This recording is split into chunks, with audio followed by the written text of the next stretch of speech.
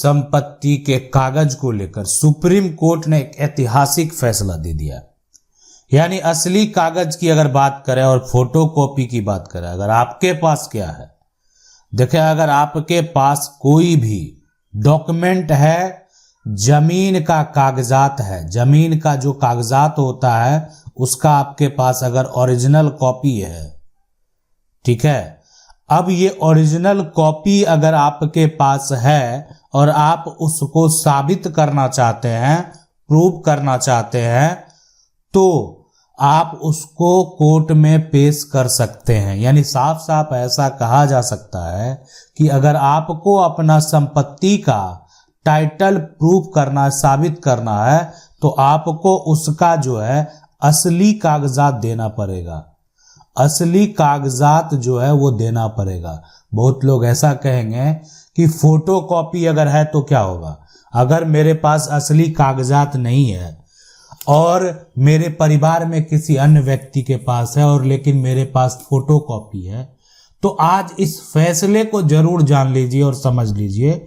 जो फैसला supreme court ने दिया है जगमेल सिंह और बनाम करमजीत सिंह एवं अन्य के मामले में, आखिर क्या है मामला, क्या हुआ था, ये बात आप जरूर जान लीजिए। देखें, सबसे पहले यहां पर जो हम बताने जा रहे हैं कि कोई भी कागजात हो जो मान्य होते हैं वो रजिस्टर्ड डॉक्यूमेंट ही मान्य होते हैं। अगर आपके पास कोई भी जमीन हो, मकान हो या अन्य कोई भी दस्तावेज है, अगर वो दस्तावेज आपका जो यहाँ पर रजिस्टर्ड नहीं है तो उसका कोई भी कानूनी मान्यता नहीं होगा। अनरजिस्टर्ड डॉक्यूमेंट का कोई भी मान्यता नहीं होता है। लेकिन आपके पास रजिस्टर्ड डॉक्यूमेंट है, लेकिन आपके पास उसका असली जो है, असली कागजात नहीं मौजूद है, असली कागजात नहीं मौजूद है, तो उसका आपको एक तरह से जो है नकल है, आप कह सकते हैं, उसका जो है आपके पास फोटोकॉपी जो है वो मौजूद है। अब इन दोनों के विवाद में भी क्या हुआ, मान लेते एक वसीयत जो है, वसीयत एक तैयार किया गया। अब वसीयत तैयार किया गया तो वसीयत बहुत साल पहले बनाया गया। अगर बात करें, मान लेते ये 1988 में वसीयत तैयार किया गया। लेकिन अब क्या होता है कि वसीयत को, अब वसीयत जिसको प्राप्त हुआ, जिसको संपत्ति प्राप्त हुआ, अब उस वसीयत के आधार पर वो क्या करता है कि संपत्ति को अपने नाम कराना चाहता है, संपत्ति को अपने नाम। और वसीयत कब मान होता है, जो वसीयत करता है, जिसके नाम संपत्ति है, अगर उसकी मृत्यु हो जाती है तो आप वसीयत के आधार पर दावा कर सकते हैं। तो संपत्ति को अपने नाम कराने का प्रक्रिया तो एक ही है कि संपत्ति का म्यूटेशन कराना पड़ेगा। यानी वो भी वसीयत को आधार मानते हुए इस वसीयत से आप संपत्ति का टाइटल साबित कर सकते हैं और म्यूटेशन से अब संपत्ति का आप राजस्व देंगे और इससे आपका जो प्रॉपर्टी है वो आपके नाम पर ट्रांसफर भी हो जाएगा। लेकिन ये म्यूटेशन करने के क्रम में, मान लेते करने के लिए दिया गया तो उसमें ओरिजिनल दस्तावेज, ओरिजिनल वसीयत मांगा गया। म्यूटेशन के लिए जब आप अप्लाई करते हैं तो अप्लाई करने के बाद मान लेते हैं जो कर्मचारी होते हैं या जो पटवारी होते हैं उनके द्वारा क्या किया गया कि ये मांगा गया कि आप हमें ओरिजिनल दस्तावेज दीजिए, उसको देखेंगे, वेरीफाई करेंगे, उसके बाद आगे का प्रक्रिया करेंगे। हुआ यही, ओरिजिनल दस्तावेज तो दिया गया लेकिन कर्मचारी और पटवारी के द्वारा जो है आप सोच नहीं सकते हैं, ऐसा हुआ जो वसीयत था, जो कि ओरिजिनल दस्तावेज था और वो कागजात जो है उससे गुम हो गया। अब या कह सकते हैं कि जो अगेंस्ट पार्टी थे उनके द्वारा गुम करवा दिया गया। क्या हुआ पता नहीं।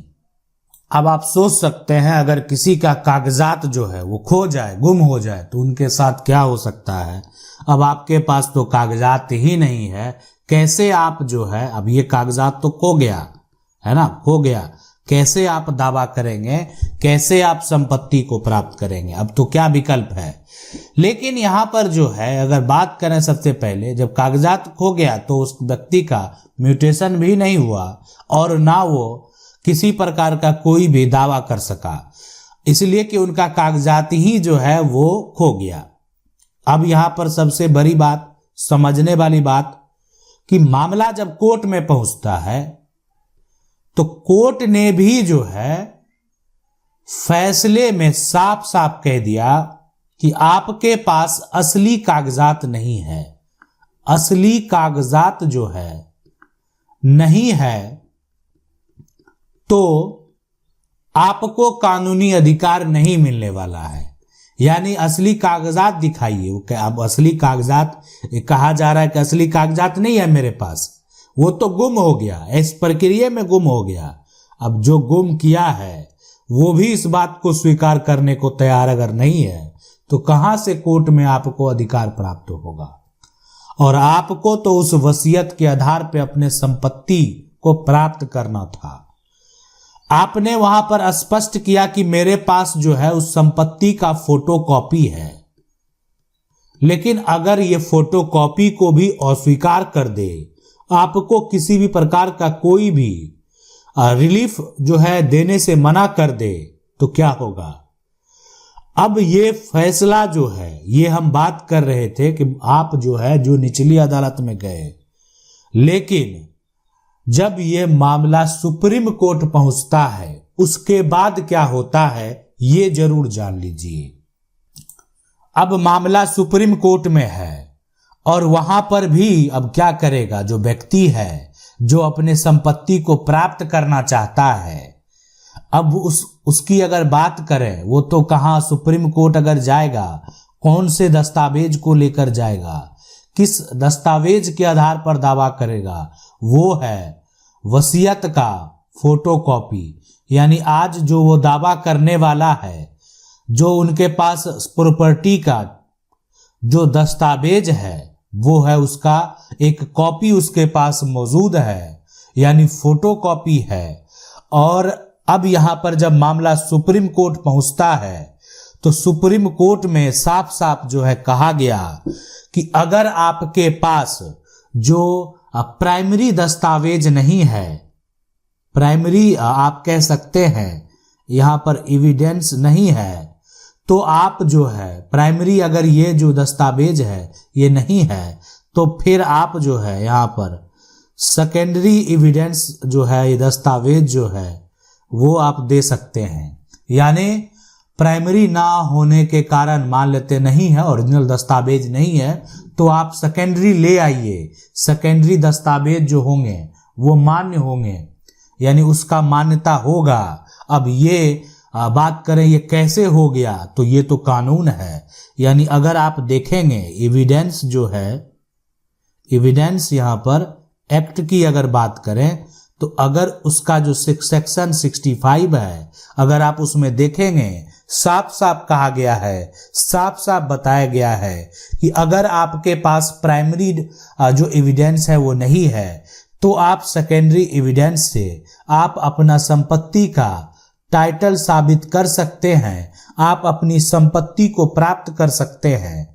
यानी अगर आपके पास ओरिजिनल नहीं है तो आप जो है, आपके पास अगर फोटोकॉपी भी है, उससे भी आप अपनी संपत्ति को प्राप्त कर पाएंगे। ये कानून है और आपको इससे फायदा जो है वो जरूर मिलेगा। तो अगर मान लेते हैं जो आपका कागजात है, आपके पास मान लेते हैं जो भी डॉक्यूमेंट है उसका ओरिजिनल कॉपी यानी असली कागज मौजूद नहीं है, तो आप जो है उसका फोटोकॉपी अगर आपके पास है तो उस फोटोकॉपी के आधार पर आप संपत्ति पर जो है दावा कर सकते हैं। संपत्ति पर दावा जो कर सकते हैं, आपको लगता है कि अगर ये असली कागजात जो है आपके परिवार में किसी अन्य व्यक्ति के पास है, आपको नहीं दे रहा है, आपके पास फोटोकॉपी भी है, उससे भी आप जो है कानूनी तौर पर दावा कर सकते हैं और जो आपका कानूनी अधिकार है उस अधिकार को आप प्राप्त कर सकते हैं। इस अधिकार से जो है आपको कोई भी वंचित नहीं कर सकता है।